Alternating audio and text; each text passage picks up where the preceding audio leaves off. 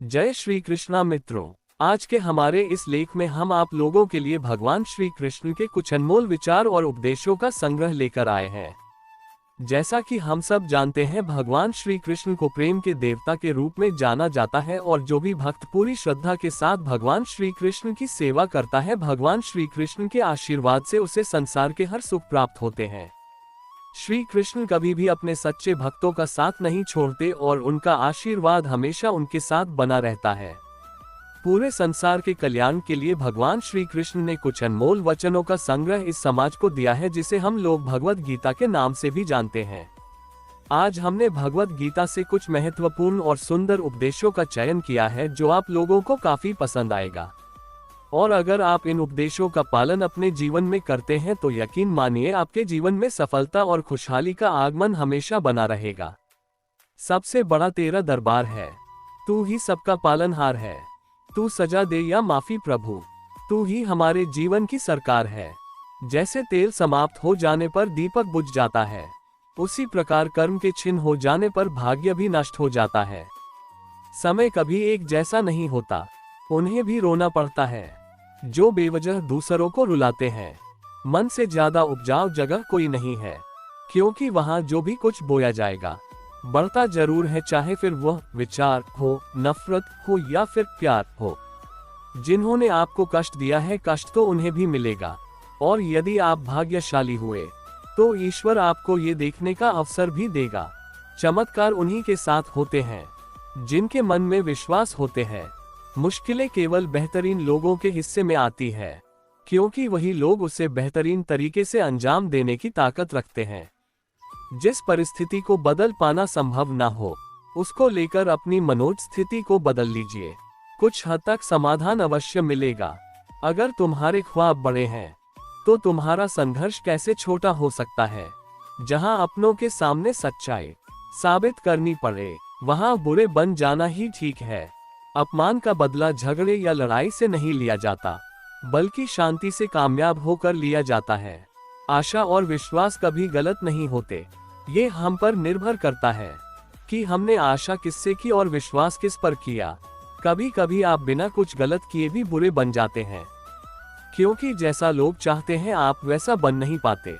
श्री कृष्ण कहते हैं कि जो लोग किसी सच्चे व्यक्ति का दिल तोड़कर किसी तीसरे के पास खुशी ढूंढने के लिए जाते हैं, वह अक्सर धोखा खाते हैं।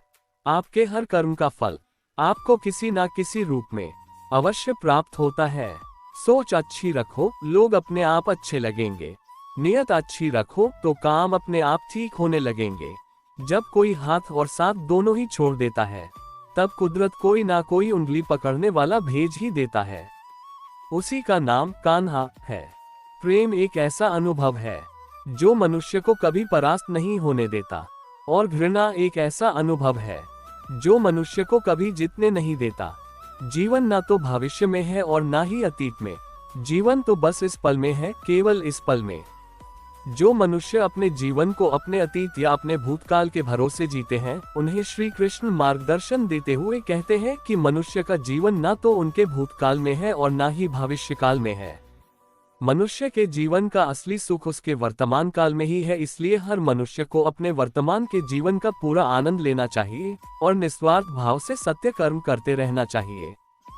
खाली हाथ आए, खाली हाथ वापस चले जाओगे। आज तुम्हारा है, कल किसी और का था, परसों किसी और का होगा। तुम जिसे अपना समझकर मगन हो रहे हो, बस यही प्रसन्नता तुम्हारे दुखों का कारण है। मनुष्य की मन की इच्छा और सांसारिक सुख की मोह माया ही उसके दुखों का असली कारण होती है। मनुष्य इस बात को नहीं समझता कि वह इस संसार में खाली हाथ आया था और उसे इस संसार से खाली हाथ ही जाना है। इसलिए जिस वस्तु को वह हमेशा अपना समझकर खुश होता है, वही उसके दुखों का असली कारण होता है, क्योंकि जो आज उसका है वह कल किसी और का हो जाएगा। प्यार और तकदीर कभी साथ नहीं चलते, क्योंकि जो तकदीर में होते हैं उनसे कभी प्यार नहीं होता, और जिससे हमें प्यार हो जाता है वह तकदीर में नहीं होता। प्रेम और किस्मत कभी साथ नहीं चल सकते, क्योंकि हमारे किस्मत में जो होता है उससे हमें प्रेम नहीं होता, और हम जिससे प्रेम करते हैं वो हमारी किस्मत में नहीं होता। यही प्रभु की माया है। क्रोध की अवस्था में भ्रम जन्म लेता है। भ्रम बुद्धि को नष्ट कर देती है। बुद्धि के नष्ट होते ही व्यक्ति का पतन हो जाता है। मनुष्य का क्रोध ही इस संसार में उसका सबसे बड़ा शत्रु होता है, क्योंकि जब भी मनुष्य क्रोध की अवस्था में होता है तब उसके मन में भ्रम का जन्म होता है और हमारा भ्रम हमारी बुद्धि का नाश कर देता है और हमारे बुद्धि का नाश होते ही हमारा भी नाश होना निश्चित होता है। मनुष्य का जीवन केवल उसके कर्मों पर चलता है। जैसा कर्म होता है वैसा उसका जीवन होता है। हमारा जीवन केवल हमारे कर्मों के बल पर ही चलता है। जैसे हमारे कर्म होंगे हमारा जीवन भी वैसा ही बनता जाता है। तुम उसके लिए शोक करते हो जो शोक करने के योग्य नहीं है। बुद्धिमान व्यक्ति ना जीवित और ना ही मृत व्यक्ति के लिए शोक करते हैं। श्री कृष्ण कहते हैं कि जो मनुष्य शोक के योग्य नहीं होता उसके बारे में शोक करके हमें कुछ प्राप्त नहीं होगा। श्रेष्ठ और बुद्धिमान मनुष्य वही होता है जो जीवित और मृत व्यक्तियों के लिए शोक नहीं करता। जिसके मन के अंदर शांति होती है उस मनुष्य से ज्यादा धनवान और सुखी व्यक्ति इस संसार में कोई नहीं होता। जब आपके जीवन के चारों ओर हताशा और निराशा हो, जब दुखों ने आपको हर जगह से घेर रखा हो, तब आप सच्चे मन से कृष्ण जी के नाम का दीपक जलाना और अपना सब हाल श्री कृष्ण को सुना देना। श्री कृष्ण स्वयं आपके सब दुख हरने आएंगे। महान व्यक्ति वो नहीं होता जो धनवान हो, बल्कि महान व्यक्ति वह होता है जो जीवन में कभी किसी का अपमान नहीं करता और ना ही खुद का अपमान कभी सहता है। यदि आप किसी के साथ मित्रता नहीं कर सकते हैं तो उसके साथ शत्रुता भी नहीं करना चाहिए। अगर आप किसी के साथ मित्रता करके जीवन भर उसका साथ नहीं दे सकते तो आपको कोई हक नहीं कि आप उसके साथ शत्रुता करके उसे पीड़ा दे। जो लोग सच्चे मन से श्री कृष्ण की पूजा करते हैं और उन पर अटूट विश्वास करते हैं उन्हें कभी भी निराश नहीं होना चाहिए, क्योंकि अपने सच्चे भक्तों के साथ मुरली वाला हमेशा साथ रहता है। जो मन को नियंत्रित नहीं करते उनके लिए वह शत्रु के समान कार्य करता है। जिस मनुष्य का मन उसके नियंत्रण में नहीं होता ऐसे मनुष्य का मन उसके शत्रु के समान काम करता है और हमेशा उसके दुखों का कारण बनता है। चुप रहने से बड़ा कोई जवाब नहीं और माफ कर देने से बड़ी कोई सजा नहीं। श्री कृष्ण जी कहते हैं, जिस व्यक्ति को आपकी कद्र नहीं उसके साथ खड़े रहने से अच्छा है आप अकेले रहे। श्री कृष्ण कहते हैं, जो मनुष्य आपकी कदर नहीं करता और ना ही आपका सम्मान करता है ऐसे मनुष्य के साथ रहने से अच्छा है कि आप संसार में अकेले रहें। जिस व्यक्ति के पास संतुष्टि नहीं है उसे कितना भी मिल जाए वह असंतुष्ट ही रहेगा। जो मनुष्य अपने जीवन में धन दौलत ऐश्वर्य और प्रसिद्धि को हासिल करता है परंतु संतुष्टि को हासिल नहीं कर पाता ऐसा मनुष्य जीवन भर दुखी रहता है। और जो मनुष्य थोड़े से संसाधन में भी संतुष्ट हो जाता है वो मनुष्य जीवन भर सुखी रहता है। जो मनुष्य अपने जीवन में गीता का सच्चे मन से अध्ययन करता है वो मनुष्य संसार के मोह माया और हर बंधनों से मुक्त होकर आध्यात्मिक आनंद का आशीर्वाद पाता है। अंत काल में जो मनुष्य मेरा स्मरण करते हुए देह त्याग करता है वह मेरी शरण में आता है। इसलिए मनुष्य को चाहिए कि अंत काल में मेरा चिंतन करे। जो भी मनुष्य अपने जीवन के अंतिम समय में मेरा संस्मरण करते हुए अपने देह का त्याग करेगा वो मनुष्य मेरी शरण में आता है और जीवन के मोह माया से मुक्ति प्राप्त करके मोक्ष की प्राप्ति करता है। राधा ने श्री कृष्ण से पूछा, प्यार का असली मतलब क्या होता है? श्री कृष्णा ने हंसकर कहा, जहाँ मतलब होता है वहाँ प्यार ही कहाँ होता है। श्री कृष्ण कहते हैं कि जिस प्रेम के रिश्ते में स्वार्थ अहंकार या मतलब होता है वह रिश्ता प्रेम का रिश्ता कभी नहीं कहलाया जा सकता, क्योंकि प्रेम का रिश्ता निस्वार्थ होता है, यानी प्रेम के रिश्ते में कोई स्वार्थ नहीं होता। राधा कृष्ण का मिलना तो बस एक बहाना था, दुनिया को प्यार का सही मतलब समझाना था। श्री कृष्ण और राधा दोनों ने ही इस पृथ्वी पर कुछ विशेष कार्य को पूर्ण करने के लिए अवतार लिया था। उन दोनों का मिलना और मिलकर बिछड़ना एक प्रक्रिया मात्र थी जो पहले से निश्चित थी और इसी प्रक्रिया के माध्यम से उन्होंने प्रेम के वास्तविक रूप को इस संसार को समझाया। जीवन में आधे दुख इस कारण जन्म लेते हैं क्योंकि हमारी आशाएं बड़ी होती है। इन आशाओं का त्याग करके देखो, जीवन में सुख ही सुख है। मनुष्य के जीवन के दुखों का मुख्य कारण उसके खुद की आशाएं और इच्छाएं होती है। मनुष्य की इच्छाएं काफी प्रबल होती हैं और जब मनुष्य की इच्छा के अनुरूप कार्य नहीं होता तो उसका मन दुखी होता है। अगर मनुष्य अपनी इच्छाओं का त्याग करे तो उसके जीवन में सुख के अलावा और कुछ नहीं होगा। प्रेम और आस्था दोनों पर किसी का जोर नहीं, ये एक मन जहां लग जाए वही ईश्वर नजर आता है। हमारी मन की आस्था और हमारा प्रेम एक ऐसी शक्ति है जिस पर हमारा खुद का नियंत्रण होता है और हमारी आस्था और प्रेम जिस चीज में भी लग जाए उसी चीज में हमें श्री कृष्ण के दर्शन हो जाते हैं, क्योंकि श्री कृष्ण का वास संसार के कण कण में है। अहंकार करने पर इंसान की प्रतिष्ठा वंश वैभव तीनों ही समाप्त हो जाते हैं। जिस मनुष्य के मन में अहंकार का वास होता है उस मनुष्य के जीवन से उसकी प्रतिष्ठा उसका वंश और उसका वैभव तीनों समाप्त होते चले जाते हैं। अहंकार मत कर किसी को कुछ भी देकर, क्या पता तू दे रहा है या पिछले जन्म का कर्जा चुका रहा है। जीवन में कभी भी दान देते समय मनुष्य को अहंकार नहीं करना चाहिए, क्योंकि हो सकता है जिसे वो दान दे रहा है उसे दान देकर वो अपने पिछले जन्म का कर्ज चुका रहा है। बुरे कर्म करने नहीं पड़ते हो जाते हैं और अच्छे कर्म होते नहीं करने पड़ते हैं। मनुष्य को बुरे कर्म करने की आवश्यकता नहीं होती, बुरे कर्म खुद ही हो जाते हैं, पर अच्छे कर्म खुद से नहीं होते। मनुष्य को अच्छे कर्म स्वयं अपनी इच्छा से करने पड़ते हैं, तभी उसका जीवन सफल हो पाता है। जब आप प्रभु के साथ जुड़ जाओगे तो आपकी परीक्षा आरंभ हो जाएगी। कुछ लोग इसे दुख समझते हैं तो कुछ लोग प्रभु की कृपा। सदियों से ईश्वर अपने भक्तों की परीक्षा लेता आया है और इस परीक्षा के दौरान ईश्वर अपने भक्तों को अनेक प्रकार के कष्टों से सामना करवाता है। सामान्य मनुष्य इन कष्ट और दुखों को भगवान की पीड़ा समझकर भगवान से मुंह मोड़ लेता है, तो दूसरी तरफ सच्चे भक्त प्रभु का आशीर्वाद समझकर इन कष्टों का सामना करते हैं। जीवन में समय चाहे जैसा भी हो, परिवार के साथ रहो।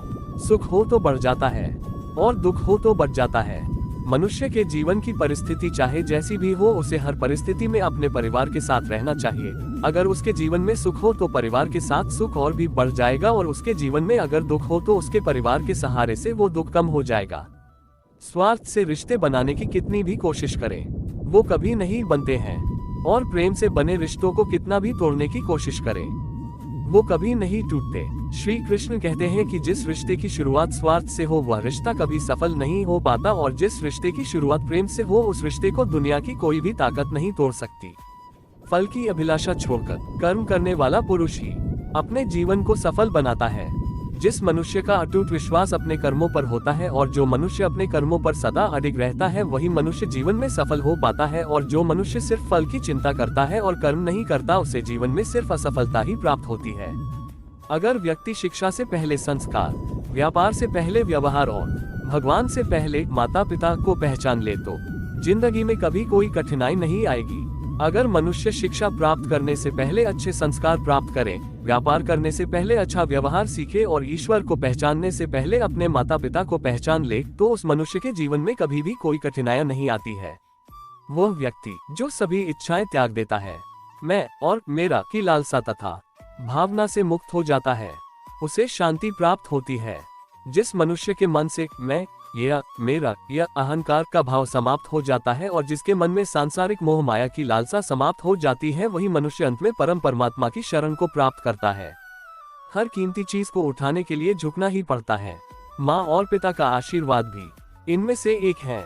श्री कृष्ण कहते हैं, जैसे हर कीमती वस्तु को उठाने के लिए मनुष्य को झुकना पड़ता है, ठीक उसी प्रकार माता पिता के आशीर्वाद को प्राप्त करने के लिए भी मनुष्य को झुकना ही पड़ता है, क्योंकि माता पिता का आशीर्वाद इस संसार में सबसे ज्यादा कीमती होता है। मनुष्य अपने सच्चे हृदय से जो दान दे सकता है वह अपने हाथों से नहीं दे सकता, और मौन रहकर हम जो कह सकते हैं वो हम अपने शब्दों से नहीं कह सकते। इस संसार में मनुष्य किसी भी रूप में बड़ा नहीं होता, बल्कि मनुष्य के पीछे जो ताकत खड़ी होती है वो ज्यादा बड़ी होती है। जिंदगी में सदैव अवसरों का आनंद लेना चाहिए, लेकिन किसी के भरोसे को तोड़कर नहीं। इस संसार में भरोसा और विश्वास ही ऐसी चीज है जिन्हें प्राप्त करने में मनुष्य को वर्षों का समय लगता है, और फिर भी कई मनुष्य को ये प्राप्त नहीं हो पाता। इसलिए श्री कृष्ण कहते हैं कि जीवन में किसी का भी भरोसा तोड़कर किसी अवसर को प्राप्त करके उसका सुख नहीं भोगना चाहिए। अगर आप जीवन में असफल होते हैं तो आपको दोबारा प्रयास करने में कभी नहीं घबराना चाहिए, क्योंकि जब आप दोबारा प्रयास करते हैं तो आपकी शुरुआत सुनने से नहीं बल्कि आपके अनुभव से होती है। जो हुआ वह अच्छा हुआ, जो हो रहा है वह अच्छा हो रहा है, जो होगा वह भी अच्छा ही होगा। तुम भूत का पश्चाताप न करो, भविष्य की चिंता न करो, वर्तमान में जियो। हमारे साथ जो भी हुआ अच्छा हुआ, हमारे साथ जो हो रहा है वह अच्छा हो रहा है, और हमारे साथ जो भी होगा वह अच्छा ही होगा। यही सोचकर हमें अपना जीवन व्यतीत करना चाहिए। अगर हम अपने भूतकाल और भविष्यकाल की चिंता में अपने जीवन व्यतीत करेंगे तो हम अपना वर्तमान भी नष्ट कर देंगे। श्री कृष्ण कभी भी हमारा हाल नहीं पूछते, पर वो हमारी सब खबर रखते हैं। श्री कृष्ण अपने सच्चे भक्तों पे हर घड़ी नजर रखते हैं। दुष्ट लोग अगर समझाने मात्र से समझ जाते तो यकीन मानो महाभारत कभी ना होता। अगर दुष्ट और बुरे व्यक्तियों को समझाने मात्र से कार्य सिद्ध हो जाते तो यकीन मानिए महाभारत कभी नहीं होता। अगर कोई मनुष्य हमारे साथ बुरा कर रहा है तो उसे करने दो, यह उसका कर्म है और समय उसके कर्म का फल उसे जरूर देगा। लेकिन हमें कभी भी किसी के साथ बुरा नहीं करना चाहिए, क्योंकि यही हमारा धर्म है। जो दूसरों की तकलीफों को समझते हैं, जिनमें दया है, दिल से अच्छे हैं, उन्हें दोबारा जन्म लेना नहीं पड़ता। जो इंसान दूसरे इंसान के तकलीफ, मजबूरियां और दुखों को समझता है और जो इंसान मन का सच्चा होता है, उस इंसान को दोबारा जन्म नहीं लेना पड़ता और वो मोक्ष को प्राप्त होता है। इस पूरे ब्रह्मांड में ऐसी कोई ताकत नहीं जो इंसान की इच्छाओं की पूर्ति कर सके, क्योंकि इंसान की इच्छाएं एक समुद्र के समान होती है जिसे कभी भी भरा नहीं जा सकता। वह दिन मत दिखाना कान्हा कि हमें खुद पर गुरूर हो जाए, रखना अपने दिल में इस तरह कि जीवन सफल हो जाए। हे कृष्ण, हमें वह दिन कभी मत दिखाना जिस दिन हमें खुद पर घमंड हो जाए। आप हमेशा हमें अपने मन में शरण देना ताकि हमारा जीवन सफल हो जाए। इंसान का मुश्किल वक्त उसके लिए एक दर्पण की तरह होता है जो हमारी क्षमताओं का दर्शन हमें करवाता है। ईश्वर ने हमारे भाग्य में जो लिखा है उसे हमसे कोई नहीं छीन सकता, लेकिन अगर हमें अपने ईश्वर पर सच्चा भरोसा है तो हमें वो भी मिल सकता है जो हमारे भाग्य में नहीं लिखा होता। मनुष्य को अपने जीवन में किए गए कर्मों के परिणाम से होने वाले फलों की प्राप्ति की चिंता को लेकर ग्रसित नहीं होना चाहिए। उसे तो बस सच्चे मन से सत्य कर्म करते रहना चाहिए। समय रहने पर ईश्वर उसे उसके कर्मों का फल जरूर देंगे। मैं आशा करता हूं कि भगवत गीता के ये उपदेश आप लोगों को काफी पसंद आए होंगे और इस लेख से आप लोगों को काफी प्रेरणा भी मिली होगी। हमारे हिंदू धर्म में पूजे जाने वाले सबसे अहम देवताओं में से एक है भगवान श्री कृष्ण। उन्होंने अपने पूरे जीवन काल में ऐसे कई अनमोल उपदेश दिए हैं जो मानव जीवन के लिए काफी कल्याणकारी है। मेरा आप सब से निवेदन है कि आज के हमारे इस वीडियो को देखने के बाद इन उपदेशों का पालन अपने जीवन में भी नियमित रूप से करें और भगवान श्री कृष्ण की सच्ची श्रद्धा भाव से सेवा करें। राधे राधे।